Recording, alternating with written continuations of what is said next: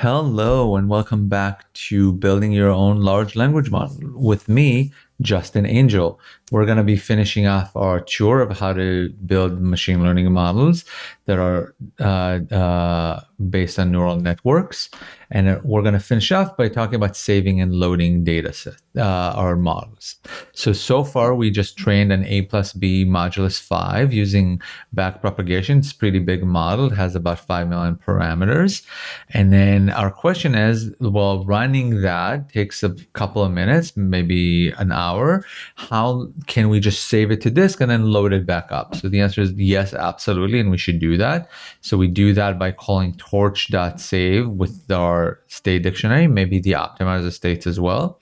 We give it a file name and then we save it to a PTH file. We can then go ahead and load it back from a PTH file. We then can invoke our MLP, which just does A plus B modulus 5. So 5 plus 4 divided by 5. The remainder is 4. Very cool. And then we can save that to G Drive, to Google Drive. We can save it to local file systems, for example, model volumes, or we can download them from the internet. Why is that important for us? Again, we're trying to just save and load at the end of, or as a checkpoint during training of models. And then important to mention, PTH is the default storage format for PyTorch. There are other ones though. We are going to use PTH for our little training of a large language model of 124 million parameters or however many we choose.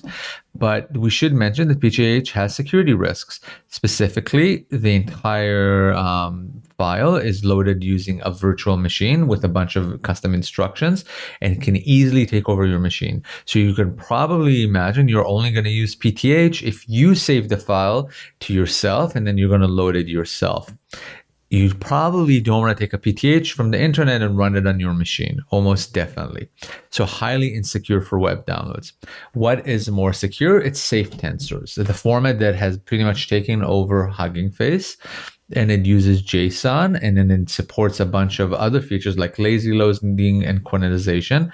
You don't have to know what those are, but the security feature and those extra little bit of features really helped it become the most widely used format.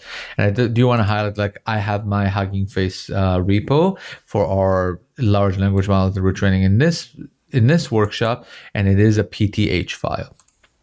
Great. So now we talked about PTH and we talked about the safer option of Safetensors. Let's talk about ONNX. So that one, you export it once and then it can run on inference engines. Really, the nice thing about it is it's very compatible with both PyTorch and TensorFlow. PTH only works for PyTorch generally. TensorFlow has its own format that only works in TensorFlow. You can kind of load one into the other one if you do a bunch of work. Why would you? Safetensors makes it more safe. ONNX is meant for cross-platform portability, especially as you're trying to play around and figure out your training configuration. GGUF, I don't know how to pronounce this one correctly. I actually pronounce it GGUF, is pretty much the de facto standard for inference. Why? Because it's very, very heavily optimized for inference time performance. And it has a bunch of really great optimizations in it that I'm not going to expand on. But if you're trying to take your model from training to production to inference time, then I think you're probably using a GGUF. And there's a bunch of reasons why you would do that. Also, it should mention edge computing. iOS and Android are real, and they can run ML models natively. They don't necessarily support, though, any of the formats we mentioned thus far. You could use CoreML, for example, for iOS, and Android also has its own format. So both mentioning that. So those are our 5 options for format, and we can we're going to end up using PTH. Really important to mention, because we don't really have a slide for that. At the end, we're going to want to save that file somewhere that people can reach. Most common is to do that to Hugging Face. Hugging Face is where we store our data sets and our models as if we were doing open source work. So really easy to just go and upload those files there. Safetensors is the most common, or PTH if you're doing work for yourself. Great. So let's look at a little bit of code of saving and loading our model. So once again, we're going to initialize our model that does A plus B modulus C, right? So 100 to 100 divided by 5. Sorry, this is modulus 5. Great. So we have that. We have our architecture for our multi-layered perceptron. 200 inputs. Why? Because we're doing one hot encoding for the 100 and 100, so 200. We have our hidden layer of 32, a hidden layer of 16, and we have an output layer of 5. Great. Now we have our data set that's based on with those 10,000 rows we printed out earlier. We created our training data set, our test data sets. This is all stuff that we saw in the previous section. Nothing new so far. Now we have our data loaders ready to go, data sets ready to go. We have this function here that calculates accuracy on either one of those. And then we have our training loop. Our training loop runs a training dataset loader. It takes in the batch size, the validation loader or the test loader. We have our optimizer. We have our loss function, cross entropy loss. We run for a maximum number of epochs. In those epochs, we zero out the gradients. We activate the model. We call the loss function. We do back propagation, and we keep a running loss. And eventually, if it's good enough, we then just stop. Great. So we did that. It took about 6 epochs. We didn't incorporate the best parameters from section 8, but we still finished in 6 epochs. So now we probably want to save that to disk. And now I have this method that's called invoke model with A and B, just to make it easier for us later on to just use the model after we've loaded it. Okay, so to save the model, I'm just going to call torch.save. I'm going to give it the state dictionary. Why do you have to do that? Because you could also say keep the optimizer states. You would save just the weights and the biases, so the learnable parameters, if you're done training. But if you're not done training, you also want to keep the optimizer states, all of the previous steps that you've taken.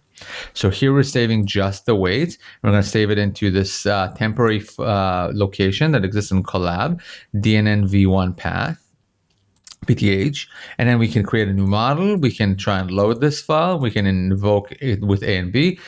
5 plus 4 modulus 5 equals 4. Okay, so that worked. That's really great. We can now have a slightly more complicated saving script. This is more resembling of a real script you're going to have.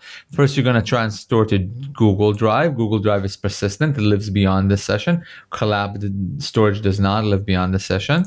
If not, if you can store to Google Drive, that's great. Do that. If not, try and save to this folder M&T Workshop if it exists.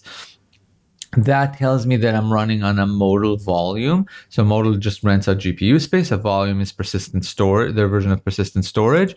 So we're just going to store to that folder, knowing that it's persistent. I created the workshop persistent storage volume. If none of that works, I'm just going to try and store it locally here to M&T, or maybe I'll print an error. Great. So in loading, I'm going to follow the same order. I'm going to try and load it from Google Drive first. Then I'm going to try and load it from the persistent volume that I created on modal. And finally, if that doesn't work, I could go to this URL. I'm going to just compose it here real quick. And then I uploaded the PTH file to a website. Here we go. And it's going to download this. Oh, close enough. Well, it should download this PTH, and I'll investigate later why it didn't. But we can then go ahead and download it from the internet.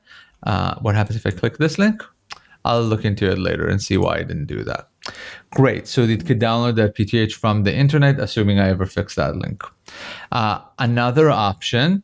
Another thing that we want to look at is we can load our GPT style model that we're training in this workshop. We can load it directly from the internet. So I'm on Justin Angel Workshop V1 pre-training.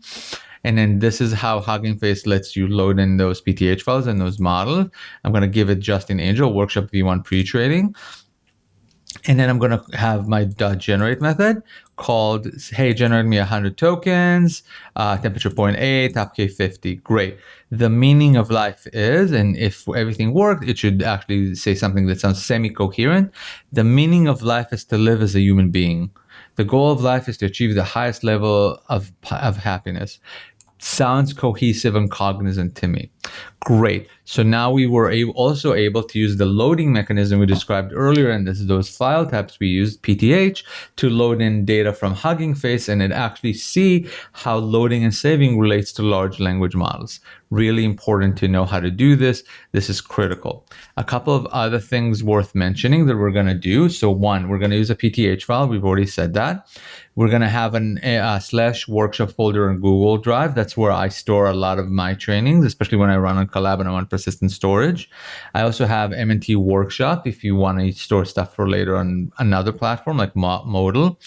File names, I'm going to name Workshop V1, and then the stage. We're going to have 3 stages, 1 for pre-training and 2 for post-training. Instruct, tuning, and RL. You don't need to know what those are, but you do need to know that they have different checkpoints that it'll support.